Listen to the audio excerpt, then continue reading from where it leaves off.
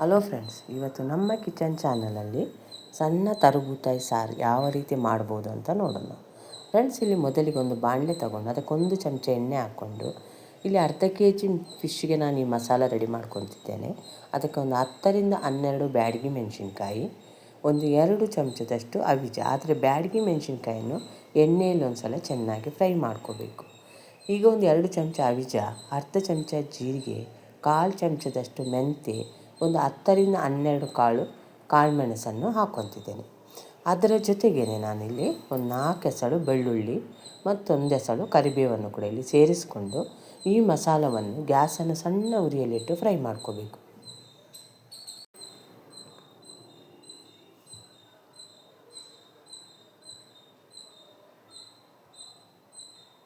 Friends, ಯಾರಾದರೂ ಈ ನಮ್ಮ ಕಿಚನ್ ಚಾನಲನ್ನು ಹೊಸದಾಗಿ ನೋಡಿದರೆ ಈ ಚಾನಲನ್ನು ಸಬ್ಸ್ಕ್ರೈಬ್ ಮಾಡ್ಕೊಳ್ಳಿ. ಬೆಲ್ ಐಕಾನ್ ಆಲ್ ಸೆಟ್ ಮಾಡಿದರೆ ನಾನು ಮಾಡೋ ವಿಡಿಯೋ ನಿಮಗೆ ನೋಟಿಫಿಕೇಷನಲ್ಲಿ ಬಂದುಬಿಡುತ್ತೆ. ಫ್ರೆಂಡ್ಸ್,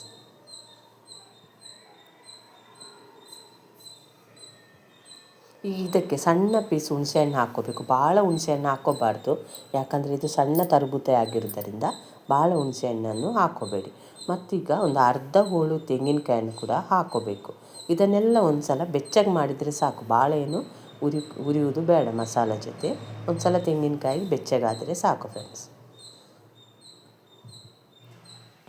ಈ ರೀತಿ ಫಿಶ್ ಸಾರನ್ನು ನೀವು ಮಣ್ಣಿನ ಪಾತ್ರೆಯಲ್ಲಿ ನಾನು ಮಾಡೋ ರೀತಿಯಲ್ಲೇ ಮಾಡಿ ಯಾವ ರೀತಿ ಬಂತು ಅಂತ ನನಗೆ ಕಮೆಂಟ್ ಸೆಕ್ಷನಲ್ಲಿ ತಿಳಿಸಿ. ಫ್ರೆಂಡ್ಸ್, ಈಗ ಇದನ್ನು ತಣ್ಣಗಾದಮೇಲೆ ನೈಸಾಗಿ ರುಬ್ಕೋಬೇಕು.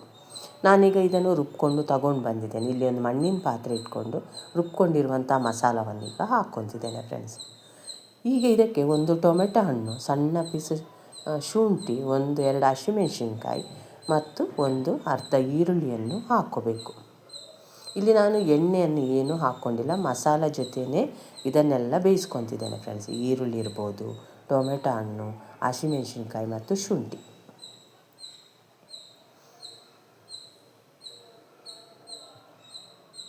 ಈಗ ಇದಕ್ಕೆ ನಿಮಗೆ ಗ್ರೇವಿ ಎಷ್ಟು ಬೇಕು ನೋಡಿಕೊಂಡು ನೀರನ್ನು ಸೇರಿಸ್ಕೋಬೇಕು.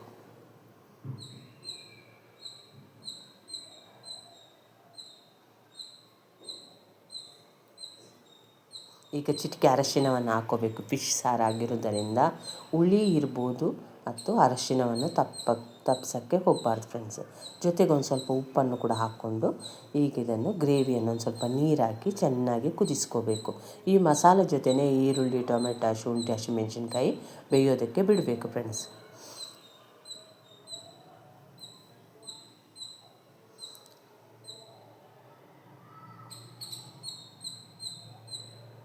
ಈಗ ಇದನ್ನು ಮುಚ್ಚಳ ಮುಚ್ಚಿ ಈ ಸಾರು ಕುದಿಯೋದಕ್ಕೆ ಬಿಟ್ಟು ಬಿಡೋಣ.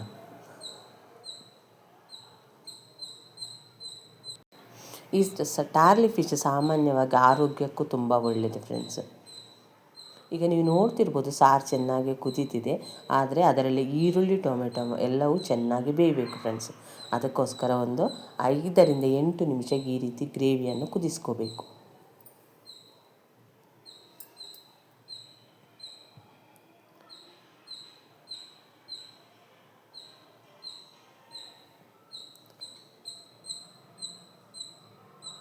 ಈ ರೀತಿ ಸಾರು ಚೆನ್ನಾಗಿ ಕುದಿದ ಮೇಲೆ ನಾನು ರೆಡಿ ಮಾಡಿಟ್ಟಿರುವಂಥ ಸಣ್ಣ ಟಾರ್ಲಿ ಫಿಶನ್ನು ಈಗ ಇದಕ್ಕೆ ಹಾಕ್ಕೊತಿದ್ದೇನೆ.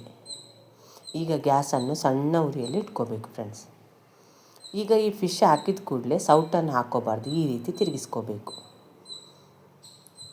ಈಗ ಮುಚ್ಚಳ ಮುಚ್ಚಿ ಸಣ್ಣ ಕುದಿ ಬರೋದಕ್ಕೆ ಬಿಡಬೇಕು. ಫ್ರೆಂಡ್ಸ್,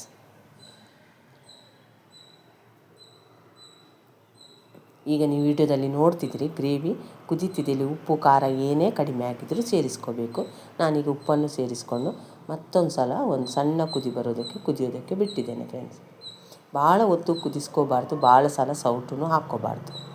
ಇಷ್ಟಾದರೆ ಸಾಕು, ಯಾಕಂದರೆ ಫಿಶ್ ಬೇಗನೆ ಬೆಂದು ಬಿಡುತ್ತೆ ಮತ್ತು ಮಣ್ಣಿನ ಪಾತ್ರೆ ಆಗಿರೋದರಿಂದ ಇದು ಭಾಳ ಹೊತ್ತು ಬಿಸಿ ಇರುತ್ತೆ. ಫ್ರೆಂಡ್ಸ್, ಅದರಲ್ಲೇ ಫಿಶ್ ಬೆಂದು ಬಿಡುತ್ತೆ. ಅದಕ್ಕೋಸ್ಕರ ಭಾಳ ಕುದಿಸ್ಕೋಬಾರ್ದು. ನೋಡಿದ್ದೀರಲ್ಲ ಫ್ರೆಂಡ್ಸ್, ನಾನು ಈ ಟಾರ್ಲಿ ಸಾರನ್ನು ಅಥವಾ ಬೂತಾಯಿ ಮೀನಿನ ಸಾರು ಯಾವ ರೀತಿ ಮಾಡಿದೆ ಅಂತ. ನೀವು ಈ ವಿಡಿಯೋವನ್ನು ನೋಡಿದ್ದಕ್ಕೆ ನಿಮಗೆ ತುಂಬ ಧನ್ಯವಾದಗಳು. ಫ್ರೆಂಡ್ಸ್.